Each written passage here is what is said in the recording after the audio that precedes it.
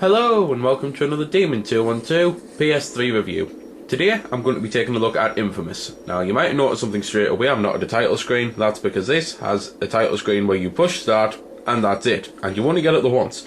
Before I go any further, there's a lot of people been complaining recently that some of my vids have been containing spoilers. If you do not want any spoilers at all, then leave now, because I obviously class different things as spoilers. But I will say this to you, this game is so damn amazing, you don't want anything spoiled. So if you really are looking forward to it, you're best off leaving now.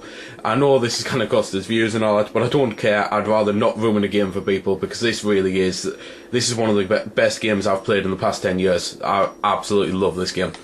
So anyway, as I say at the start, you just simply push start and then you're treated to the story and all that, and cutscenes and stuff. Basically, without trying to spoil too much about the story but needing to mention it, something went down, shit happened, you were in the middle of it, it's a terrorist attack type thing, that everything you expect's going on, and then all of a sudden you find that electricity is, well, basically attracted to you, and you get these magical electrical powers. And that's basically where the game takes off from there. Obviously, as you're going through the game, you're going to work out what happened and exactly, like, what it was that happened and stuff like that. So that's what I'm meaning by I don't want to say too much about it, but need to say something.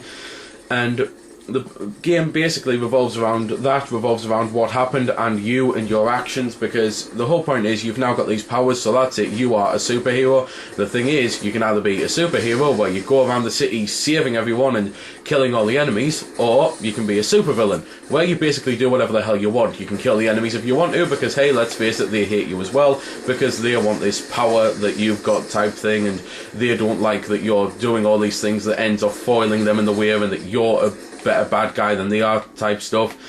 Or you can just run around obviously and, well, kill all the humans and avoid all the people who are actually trying to kill you. Energy on the game works a bit of an odd way, because it's the type of thing that you have to actually pay attention, unlike what I've just done there, trying to be an idiot and rush into combat, because basically you've got energy in the top left corner, which is your electrical energy, and then you've got your energy, which obviously where you saw the screen there going like mad, getting kicked to crap.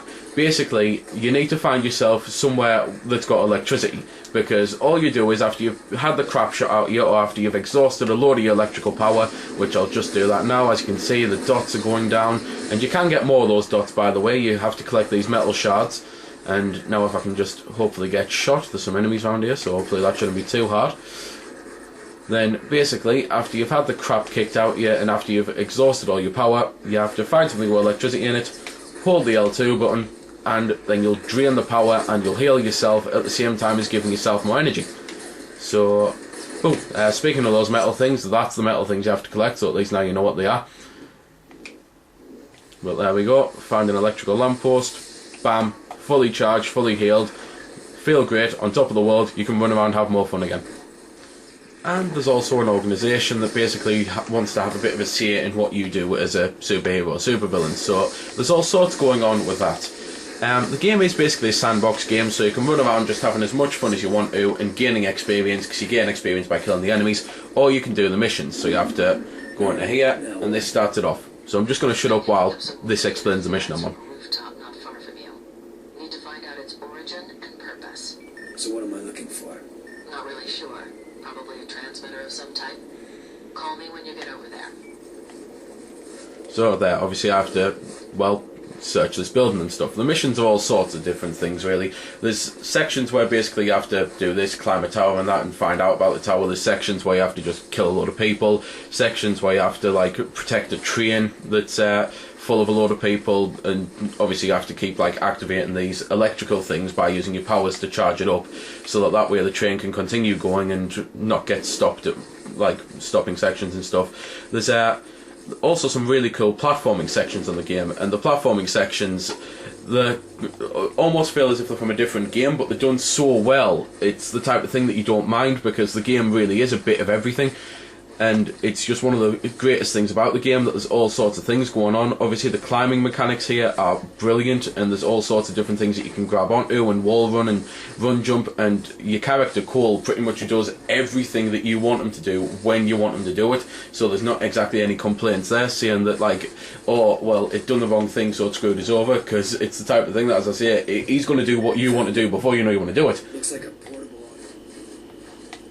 But basically, as well as having all these mission type things, you've obviously got all these powers. You can search for electricity by clicking the L3 button in and it comes up on your radar. You can blast things, you can do shock waves, you can... this is possibly my favourite power, and you thankfully have it right from the start. You jump, you hold square, and you do a slam down, which obviously like blows things up and that, so that's really cool.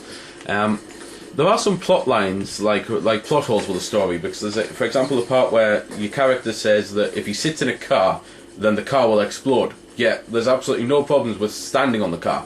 And I don't understand why the car would explode anyway, because the car's grounded with rubber tyres, so it's the type of thing that I suppose they tried to just make funny bits and all that, but it's also the type of thing that geeks and scientists and stuff are going to pick it up for.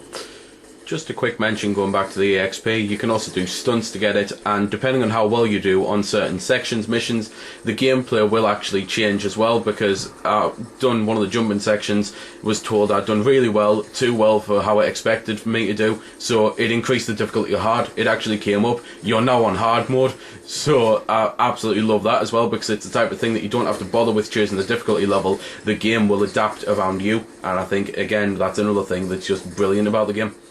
Well, not much left to mention now. You can take over territories of the city by basically defeating the enemies and doing certain things, so that's cool because you can take over a hospital and then that'll be there to heal you. There's a story throughout the game in this like movie form, and a lot of people are slagging this off because of the style, like the 2D art style like that. I personally think the look's brilliant and it tells the story well, so it's good enough for me at least anyway. You've got a karma system on the game, which I know I've mentioned a little bit about it, but basically the karma system's like whether you're good or bad, and the more bad things you do, the worse a hero you get. Your electricity changes from blue to red. You can, as I say, get significant powers between good and bad guy, and it's just a really cool system that works really well, which is one of the other good things, because when you're in a mission, if you push start, you can go to abandon mission, so that way if you've messed up, you've accidentally done something that increases your good side and you want to increase your bad side, you can just hit abandon mission and start it over again, and it doesn't count, so that's excellent. The power system, as I say, just going back to it, the menu of basically upgrade everything's brilliant. It shows you what you've got available to you, how much EXP you've got, how much EXP it costs to upgrade. Each power's got a certain amount of times that it can be upgraded. There's some powers that have to be unlocked by defeating certain missions and stuff, so that's really cool. And pretty much the only thing left to say really is that your character has Dark Knight syndrome, which is the only downside to the game, because I think the game is fantastic, it's brilliant, well worth getting if you've got a PlayStation, but Dark Knight syndrome, in case you don't know, basically your character talks like this all the way through the game, very serious, like he's got a bad case of laryngitis or some serious throat infection. So that's pretty much all of it. The only downside to the game though, I personally think, as I say, amazing game, well worth the money, just buy it. So there we go then, that's been the review. I hope you've enjoyed it, or at least found it helpful. You might have noticed I didn't score the game. Well, that's because it's a matter of personal opinion, and yours may very well differ from my own. I'm just here to show you a bit about the game. If you like it or not, well, that's up to you. If you don't like it, or you do like it, feel free to comment. Also, if I haven't answered any of your questions that you may have had, I might have forgot something, or it might just be something obscure. Again, feel free to comment, ask, always willing to help out. Otherwise, if you don't like commenting on YouTube, head over to www.vc-forums.com, where you can chat with me and a bunch of other lads who love the VC, the WiiWare, and hell, even a lot of other systems. We cater to pretty much everything. You can just go there, have a chat about a game, ask about some games, etc. So until next time, this has been Demon212, signing off.